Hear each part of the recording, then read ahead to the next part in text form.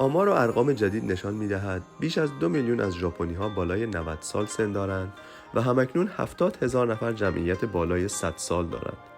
متوسط طول عمر در ژاپن 84 سال است و این رقم برای آقایان 81 سال و برای خانم‌ها 87 سال است.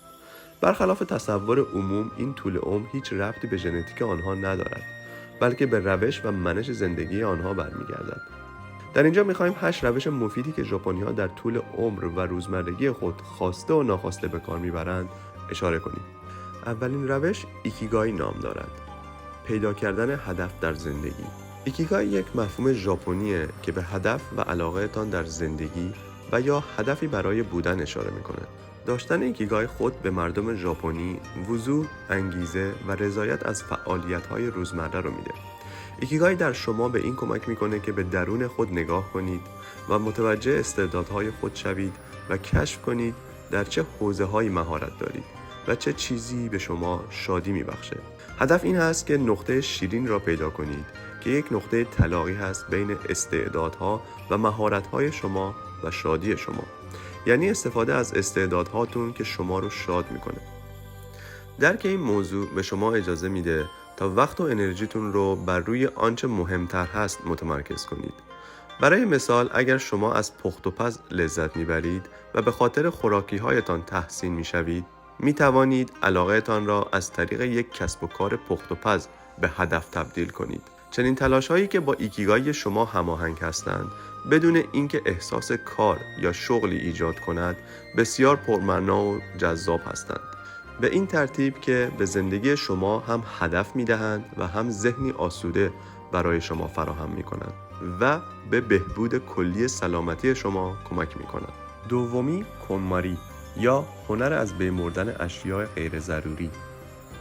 کتاب پرفروش ماری کوندو انقلابی در زمینه خلاص شدن از وسایل غیر ضروری و سازماندهی جهانی را به وجود آورد. روش کنماری به شما کمک می‌کند تا بر اساس امواج خوشحالی اشیاء خود را ارزیابی کنید. با ترتیب دادن اقلام به دسته‌های مختلف به جای جابجایی آنها از اتاقی به اتاق دیگر، می‌توانید به صورت روشن و منظم تصمیم بگیرید که چه چیزهایی را نگه دارید و چه چیزهایی را دور بیاندازید. این رویکرد بیشتر بر ارزش احساسی هر مورد شیء تاکید می‌کند تا کاربرد عملی آن. مرتب کردن فضا شما را از شلوغی، اختلال و سر و صدای بصری آزاد می‌کند. مزایای یک محیط مرتب بسیار زیاد است.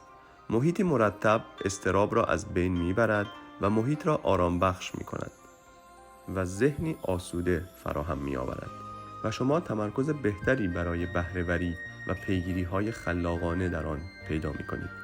یک محیط بدون شلوغی همچنین از جمع‌آوری اقلام غیر ضروری بیشتر جلوگیری می‌کند.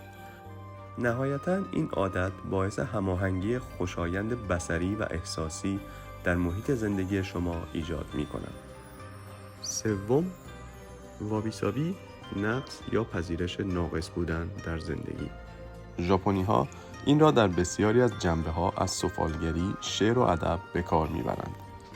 ترک‌ها، ناهمسانی‌ها در اشکال یا رنگ‌های متقارن و ناتمام، به جای آنکه به عنوان عیب و عیوب مورد نگرش باشند، همه نشانه وابیسابی هستند. باور به این سیستم اجازه می‌دهد که از استانداردها و توقعات ناشدنی و غیر ممکن دست بکشید و به جای آن زیبایی‌ها را در نقص موجود و موقت بودن موارد مشاهده کنید. با اضافه کردن وابیسابی به عادتهای زندگی خود میتوان انتظارات غیر واقعی از خود یا شرایطی که باعث ناراحتی ناگهانی در ما میشود را به طور قابل توجهی کاهش داد. این باعث میشود برای خیلی چیزهای ساده و پیش پا افتاده در زندگی ارزش بیشتری قائل بشیم که میتواند دیدگاه‌ها را به شدت تغییر دهد. پذیرش ناقص بودن امور مختلف در زندگی به شما آموزش می‌دهد که کمتر درباره شرایط خارجی که به طور کامل خارج از کنترل شما هستند اهمیت بدهید و این موضوع باعث یک آرامش درونی می‌شود. چهارم، کینتسوگی، پیدا کردن زیبایی در شکستگی. هنر کینتسوگی بر پایه دیدگاه وابیسابی از زیبایی ناقص بودن و نقص در بر گرفته شده. وقتی یک کاسه سرامیک، بشقاب یا لیوان گران قیمت در ژاپن شکسته می شود، صنایع دستی آن را با لاک خاصی تعمیر می کند که با طلا، نقره یا پلاتین پوشانده شده است. به این ترتیب این تکنیک منحصر به فرد آسیب‌های ناشی از هر آثار را جشن می‌گیرد به جای اینکه آن را پنهان کند و این شکست‌ها و ترک‌ها را به تزیینی جذاب تبدیل می‌کند. کینتسوگی الهام مجازی عمیقی را برای بازسازی تصویری از خودمان پس از آسیب‌های روانی و یا اشتباهاتمان در زندگی یا حتی غنیسازی روابط و همسویی‌ها با عزیزانمان ارائه می‌دهد.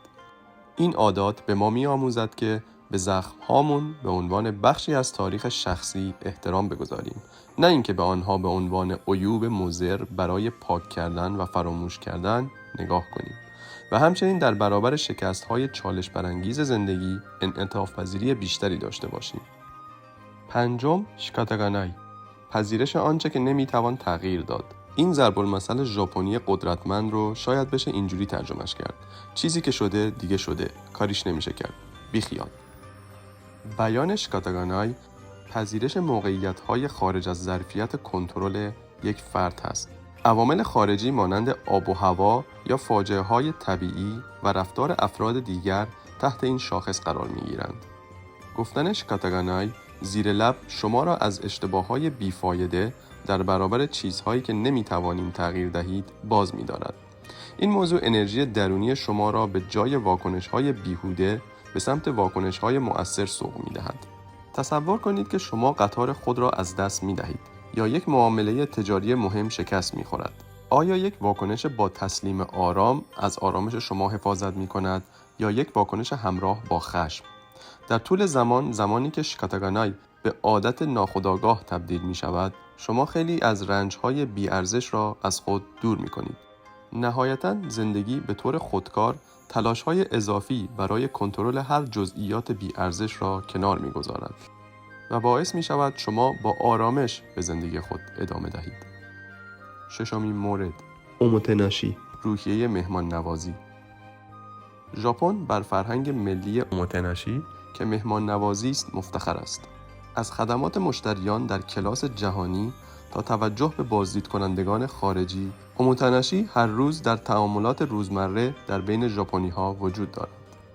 این خاستگاه صادقانه برای پیشبینی نیازهای دیگران قبل از اینکه کسی آن را درخواست کند، احترام و مراقبت از هم نوع خود به حساب می‌آید. به کارگیری اوموتناشی در زندگی، ارتباطات شخصی و جامعه را رشد می‌دهد. شما می توانید این روحیه را هنگام میزبانی از دوستان و خانواده اعمال کنید. چیزی حتی ساده مانند نگه داشتن یک سبد چتر در یک خانه برای بازدید کنندگان که در باران گرفتار شده‌اند، اوموتناشی را نمایان می کند و یا در محل کار پیگیری منظم از حال و احوال همکاران حتی زمانی که پروژه ها پیش نمی روند و یا هماهنگی ندارند نیز این چنین است. وقتی خودتان را به عنوان کسی که به دیگران یا هم نوع خود توجه می کند تنظیم کنید، انزوایی از بین می رود و شما جزئی از آن مجموعه به حساب می آیید. هفتم، گنکی، زندگی سالم و پر انرژی.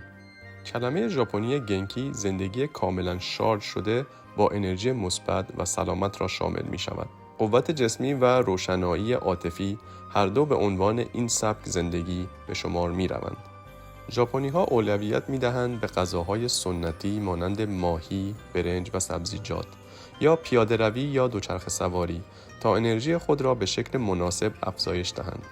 بدین معنی که به جای عملکردهای مزمن پوچ، این امکان را به آنها می‌دهد تا انرژی روزمره و گنکی بودن را در درجه بالایی حفظ کنند. افزایش عادات منظم مانند تغذیه متعادل، خواب کافی و تحرک داشتن درجه گنکی شما را به شدت افزایش خواهد داد.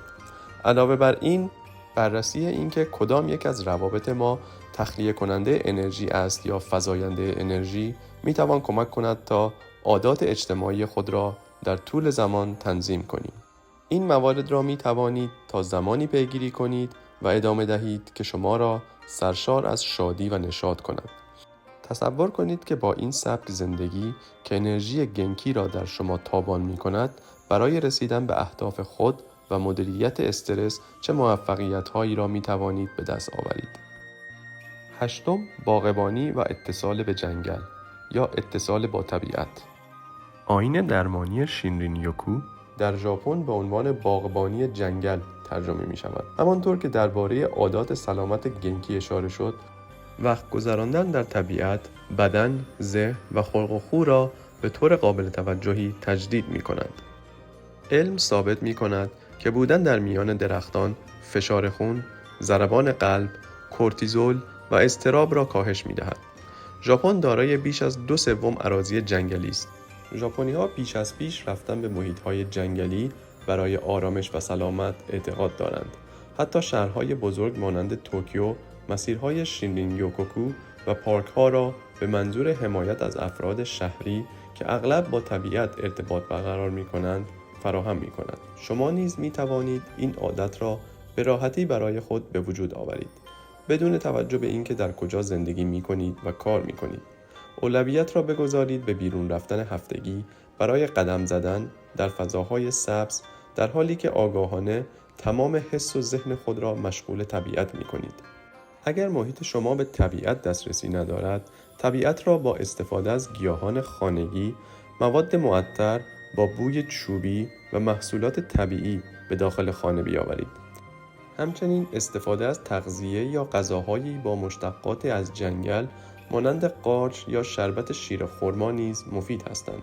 در واقع هر تدبیری که روح شما را به آغوش شفابخش طبیعت منتقل می‌کند، سلامت را بهبود می‌بخشد. و در نهایت ما می‌توانیم نتیجه گیری کنیم که ایکیگای به کشف انگیزه شما کمک می‌کند و به روزمرگی شما هدف می‌دهد.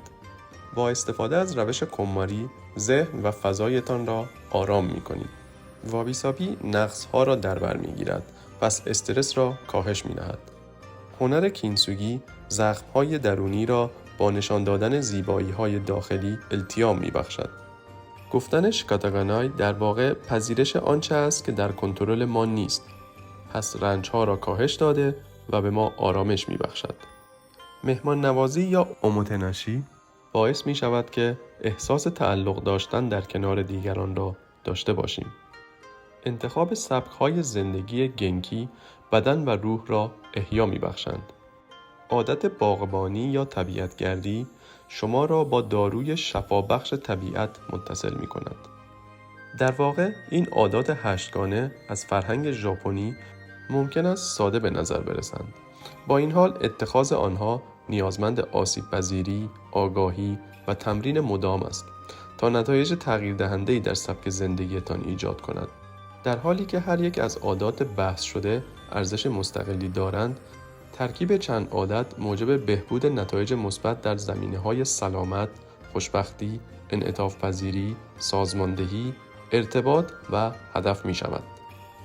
امیدواریم که این 8گانه روش مورد توجه شما قرار گرفته باشد و بتواند در زندگی شما تغییرات مؤثری ایجاد کند. تشکر که تا پایان همراه ما بودید.